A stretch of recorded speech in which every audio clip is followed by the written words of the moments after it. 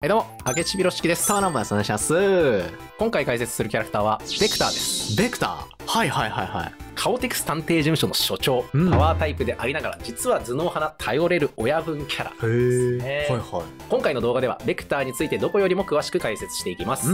ゲームやアニメなど様々な媒体の情報から大事なところをピックアップ。これ一本でベクターについてめちゃめちゃ詳しくなれちゃいます。ああ、助かるな。やっぱこれ見たことあるけどよくわかんないキャラの筆頭なんで、これ助かりますね。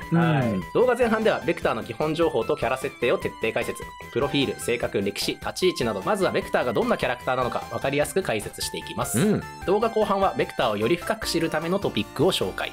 ベクターの幻の設定や意外なキャラとの関係など、ちょっとマニアックなネタを解説します。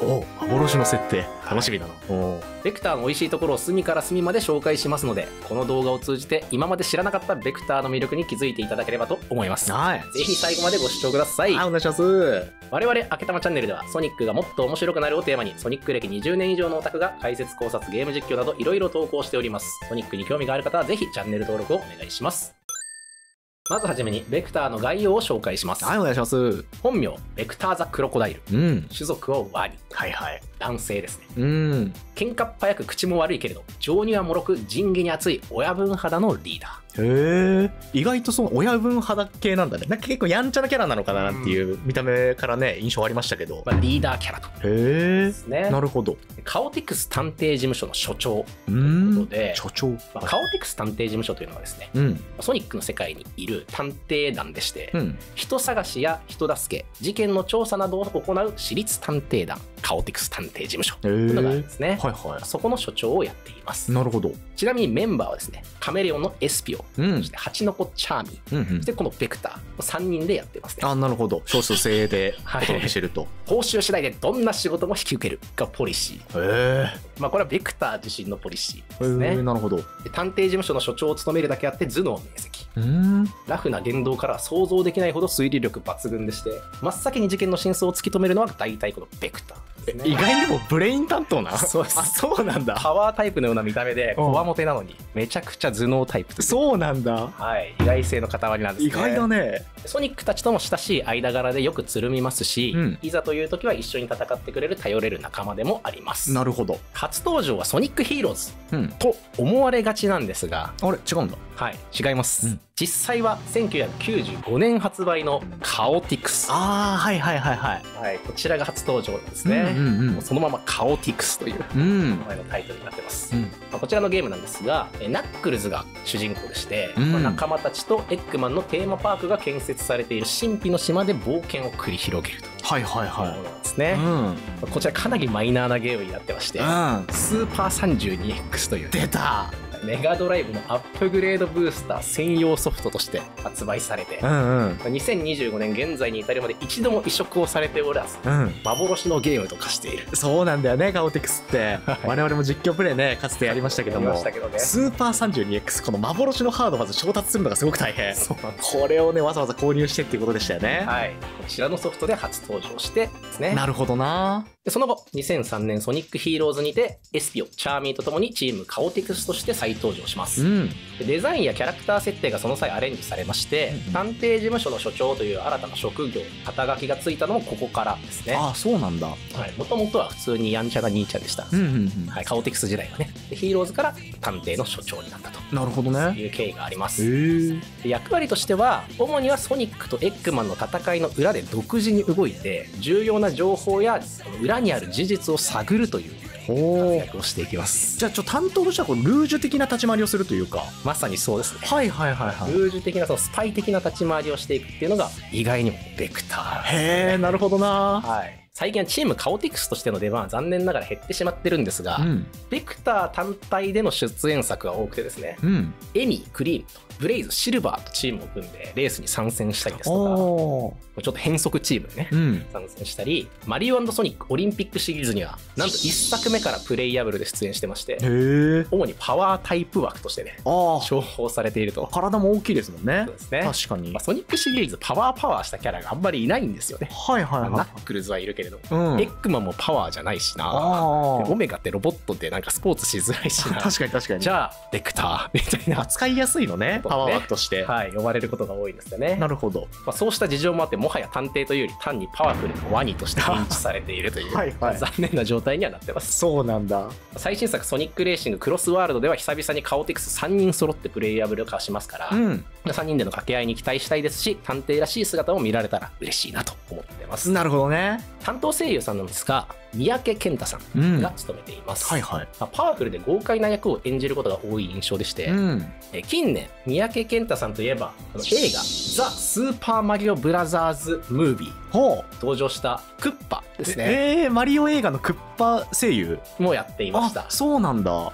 クッパって爬虫類でパワー系で、リーダー格じゃないですか。結構ベクターっぽさというか、共通点多いんですよね。確かにね。なんかすごく印象が被るというか、この後もなんかクッパとの共通点って結構ベクター出てくるので、その辺も注目して聞いてもらえると面白いかなと思います。そうなんだ。意外なクッパとのつながりね。面白いね。以上がベクターの概要についての紹介でした。ありがとうございます。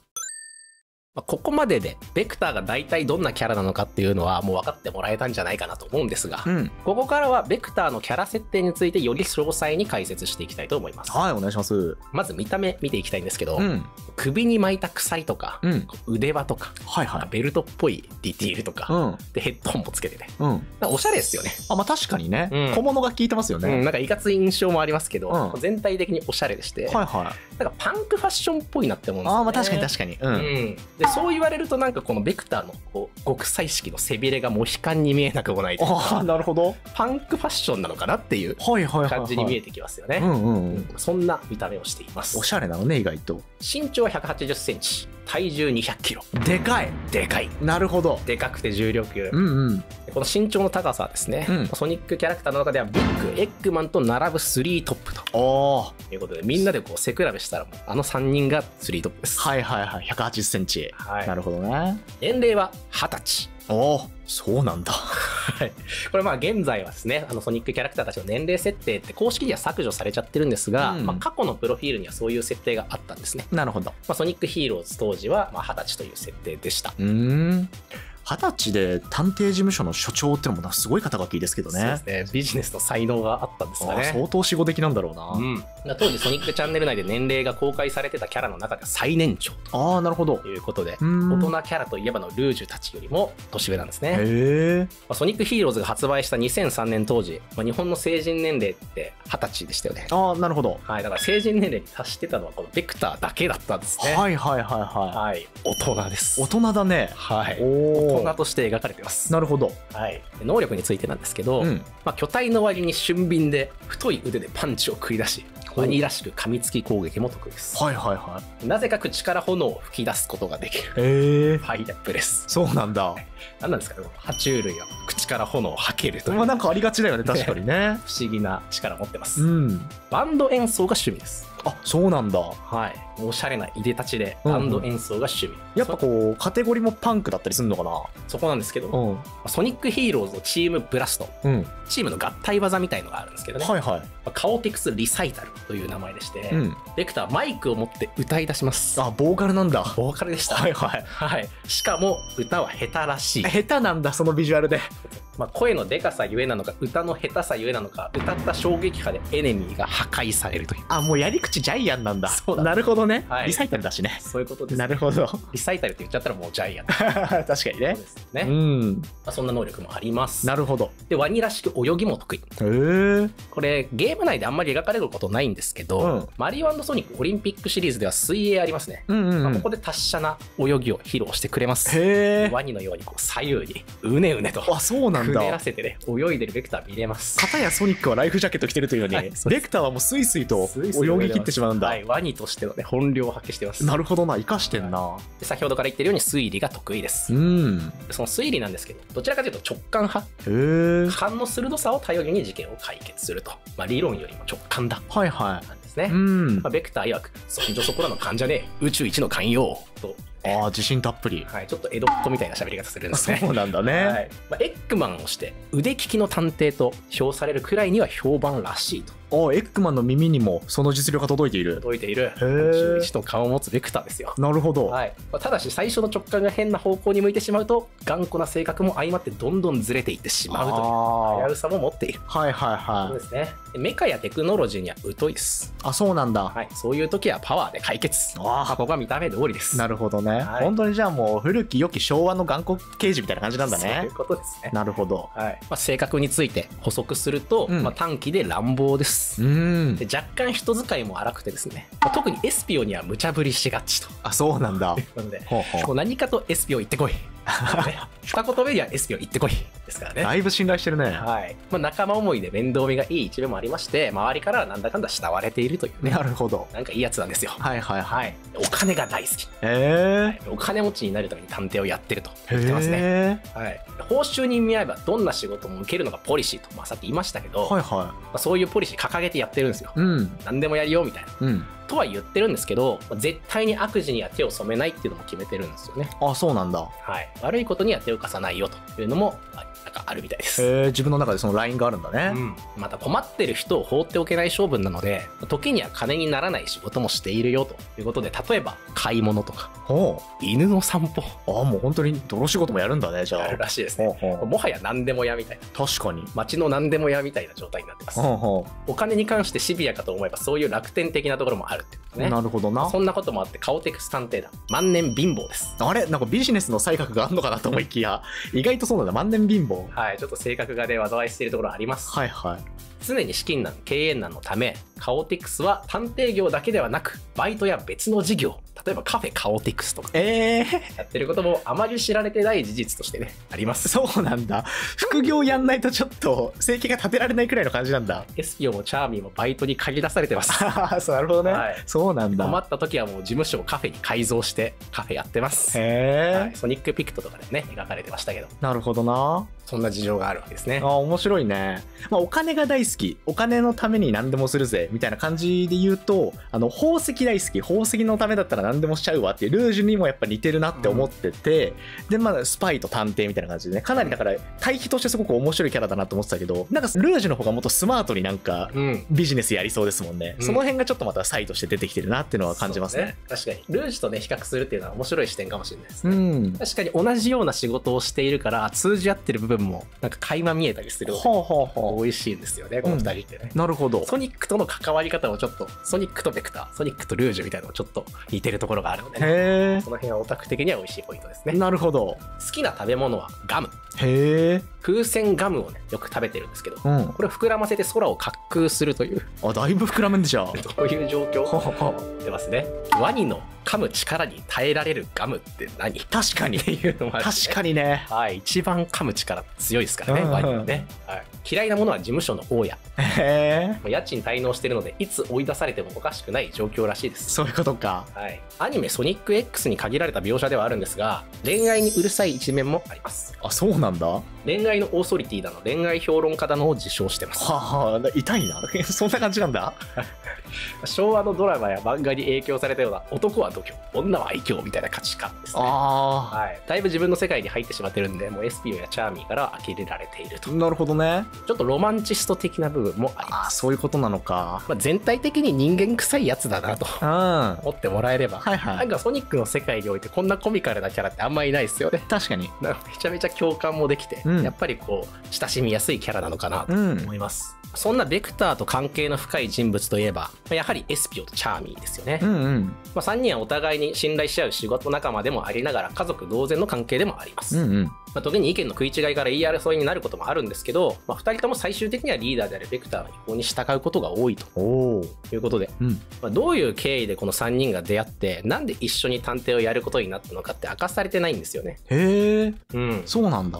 絆の深さを考えるとなんか並々ならぬきっかけがあったんじゃないかと思うんですけど、確かに未だにそこは明からされないということで。わあ、なんかそこのエピソード気になるね。めちゃめちゃ気になる。きっと苦労の人生があったんだよね、みんなね。確かに。それがこうくっついて、今では家族のような関係を築いていると。なるほど。ですね。へえ。他のキャラとの関係なんですが、ベクターはあくまでプロの探偵としての立場で動いてるんで、ソニックたちとは仕事上の成り行きで協力することもあれば、逆に対立することもあります。ほうほうほう。まあこの対立に関しての多くはベクターの勘違いが原因なんですけどね。あ、そうなんだ。はい。なので仕事内容や報酬次第ではエッグマンの依頼であっても受けることもあるんじゃないかなとは思います。ほうほうほう。まあ、具体的にそういう描写が出てくることはないですけど。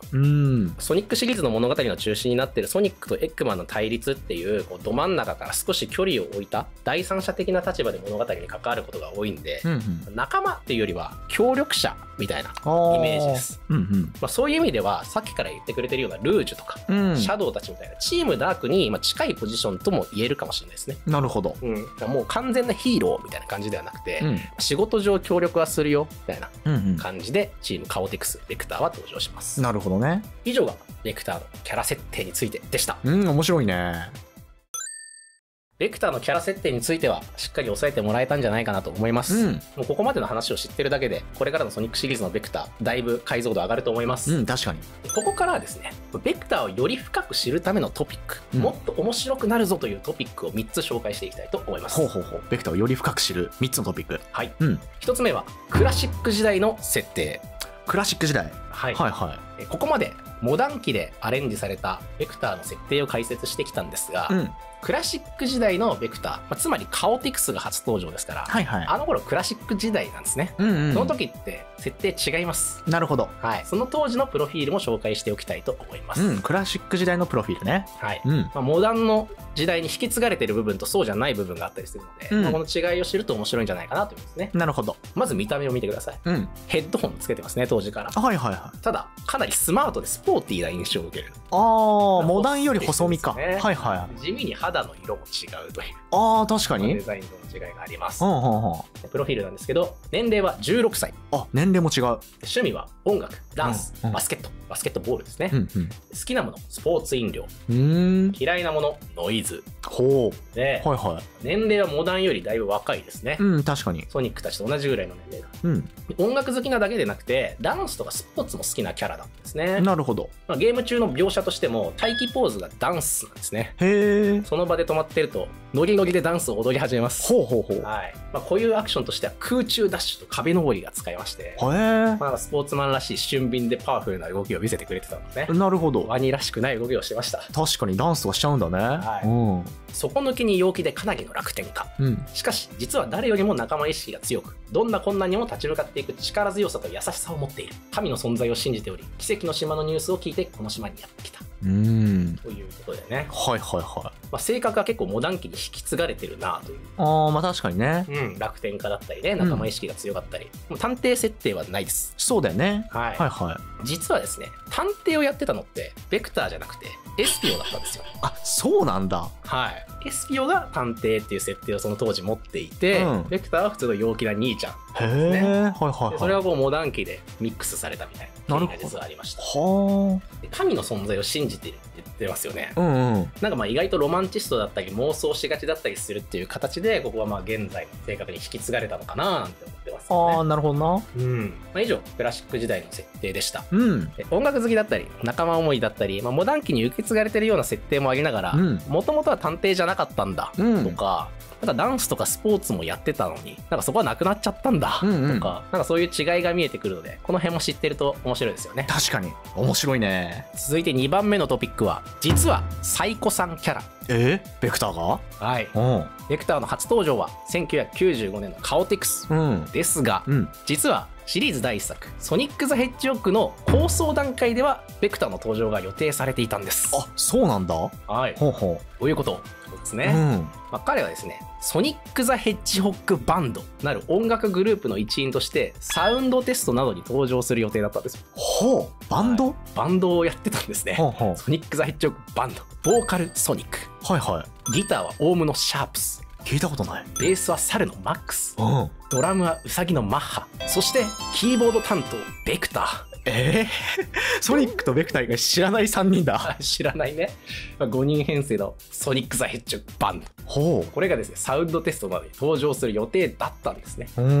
ただ最終的にはもろもろの事情からキャンセルとなってしまいまして、お蔵入りとなったんですけども、もし登場していればソニックやエッグマンと同期のね、確かにシリーズ1作目から登場してるサイコさんキャラになっていたはずだったんですよね。へえ、なるほど。はい。ベクターはその後音楽好きでね、バンド演奏が趣味のキャラクターとして復活してますし、アニメソニック X ではですね、ピアノを演奏してるシーンが描かれてます。ピアノもいけんだ。はい。ソニックジェネレーションズでも、ベクター登場するんですけど、彼のそばにはキーボードが置かれていたりとか、キーボード担当だった名残を感じる描写はそっかしこにあると。なるほど。ということなんですね。ちなみに明言はされてないんですけど、ベクターの名前の由来、おそらくシンセサイザーの音声合成方式であるベクトルシンセシスではないかと推測されます。ベクトルシンセシスから取ってベクターって名付けたんじゃないかと。そうですね。これはもう明言されてないんで、明智の推測なんですけど、もともとベクターがキーボード担当のキャラとして生まれていたっていうことを考えると、このシンセサイザー用語っていうのは結構辻褄が合うんじゃないかなと思いますので、おそらくですけどね。なるほどな。取られたんじゃないかなと思います。ちなみにベクター以外のバンドメンバーなんですが、アーチーコミック、アメコミですね。こちらやテイルスチューブですね、再び姿を見せたりしてるんですよ。そうなんだ。はい。ただ大々的な復活、ゲーム本編への登場みたいな感じではまだしてないですね。いつか再び5人揃ってバンドが復活した姿、見てみたいもんですね。確かにね。ちょっとそのギターベースドラムはすみません初めましてみたいな感じになると思いますけど、この5人のバンド編成見てみたいですね。ちょっとソニックとベクターのセッション見てみたいですよね。はい。そんな期待も高まる、実はサイコさんというトリビアでした。なるほどな。3番目のトピック、禁断の恋。ラブロマンス？はい。ベクターには密かに憧れている人物がいます。それはクリームママことバニラザラビットです。人妻だ。危険な香りがしますが、確かに構わずいけます。今言っちゃうんだ。バニラはカオティクス探偵事務所のお得意さんなんですね。あ、そうなんだ。はい。結構よく利用しているみたいです。普段はぶっきらぼうなベクターもバニラの前ではキャラ変します。かっこつけます。ようこそいらっしゃいました。私がベクターです。はい、知ってます。バニラさん。はい、こういうやりとりがあった。なるほどね。恋愛のオーソリティのテクニックがね、遺憾なく発揮されてどうなんだこれ聞いてるのかな。ですね。一方バニラはいつだってマイペースですから。おっとりしてるんですよ。そうなんだ。結構な難題もですね。またお願いできないかしらと、もう笑顔で圧で依頼が来ます。バニラさんそういう感じなのね。マイペースなんだ。そうですね。バニラにそう言われてしまったらもう受けないわけには男が廃ると張り切るベクター。エスピオやチャーミーは呆れながらもなんだかんだで付き合うしかないと。なるほど。ですね。こんな関係が実は繰り広げられています。そうだったんだ。はい。でバニラはですね、依頼のお礼にと差し入れてくれるお弁当やお菓子がありまして、これがまた絶品なんですね。あ、そうなんだ。はい。バニラさんはもうお菓子を作るのが超天才ということで、美味しいお菓子を差し入れてくれます。いつも金欠で大したもの食べられてないカオティクスたちなんで、もうエスピオもチャーミーもお腹が満たされて、胃袋が掴まれてしまっている。そういうことだ。はい。バニラには感謝してもしきれない様子ですね。なるほど。はい。このベクターの暴走を止めるに止められないという状況です。こんなベクターとバニラの関係っていうのはソニック X 初めて描写されました。以来ゲーム内で描かれたことがないので、知らなかった方も大半だと思います。そうなのっていう状態だと思うんですが、X と連動企画でやっていた異世界大喜利、これもソニックチャンネルで今でも見られますからね。こちらだったりアメコミの IDW のコミックですね。こちらの方でこの2人の関係が再び描かれたりもしています。じゃあゲーム以外のアニメだったり漫画だったりで結構描かれてる描写だったりするんですね。そうですね。なるほど。しかもですね、この IDW コミックではですね、ベクターはバニラのことを元々ママさんって呼ぶんですけど、バニラ呼びに進展してます。呼び捨て？はい。バニラってバニラ。これちょっとね、英語で書かれてるんで、日本語訳された時に何て呼ぶか分かんないですよ。バニラさんになるか分かんないけど、文章的にはバニラと。なるほど。出ますね。だいぶじゃあ密になってるね。はい。あーんまでしてもらう。そのバニラさんからあーんまでしてもらう？はい。親密な関係を育んでいます。育んでるね、結構ね。いいのかな？のかな。はい。恋愛のね、オーソリティですから。それ押すね。そうですね。恋愛感情とはちょっと違うのかもしれないですけど、ベクターは確実にバニラにメロメロです。なるほどな。この字ですという状態です。2人の関係が今後どのように描かれていくのか、目が離せないと。目が離せないね。ことでした。なるほどな。はい。禁断の恋。なるほど。以上、ベクター解説をさせていただきました。ありがとうございました。面白いね。もうここまで知ってれば、立派なベクター2と言ってもいいと思います。トピックも面白かったな。実はサイコさんとかってのも意外なトリビアでしたね。そうですね。本当にソニックオタクでも知らない方もいたんじゃないかなと思いますので、楽しんでもらえたら幸いです。ベクターに興味が湧いた、もっと知りたいという方におすすめのコンテンツも紹介しておきます。なんといってもチームカオテックスのデビュー作であるソニックヒーローズですね。はいはい。と言いたいんですけども、プレイ難易度が高い。あ、そうなんだ。ソニックヒーローズはゲームキューブやプレイステーション2で遊ぶことができるんですけれども、その後移植されたりしてないので、ちょっとプレイ難易度が高いんですよね。ということで、代わりといってはなんですが、アニメソニック X もおすすめです。ソニック X の39話、59話、65話、71話、この4つのエピソードがですね、カオティクスメイン回となっています。